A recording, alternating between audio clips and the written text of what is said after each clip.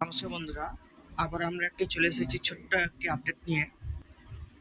আপনারা যারা কল্যাণী ইউনিভার্সিটিতে ফর্ম ফিল আপ করেছিলেন পিজির জন্য, তাদের যারা ভুল করেছিলেন, অর্থাৎ আপনারা যারা ঠিকঠাক মার্কস দিতে পারেননি, অনার্স মার্কস বা পাস মার্কসে গন্ডগোল করেছিলেন বা অন্য কিছু ভুল করে থাকেন, তাহলে কিন্তু একটি সুযোগ দেওয়া হয়েছে ইউনিভার্সিটি থেকে, যেখানে আপনারা কিন্তু এডিট করে নিতে পারবেন।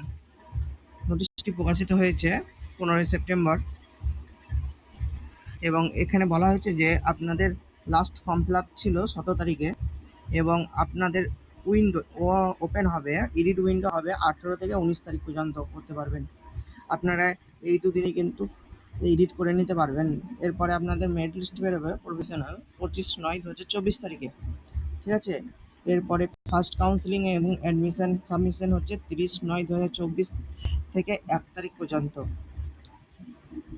এবং আপনাদের ক্লাস শুরু হবে 3 তারিখ থেকে, ঠিক আছে। এই ছিল কল্যাণ ইউনিভার্সিটি আপডেট। আপনারা যারা ভুল করেছিলেন ফর্ম ফিল আপ করতে, অবশ্যই ঠিক করে নিন।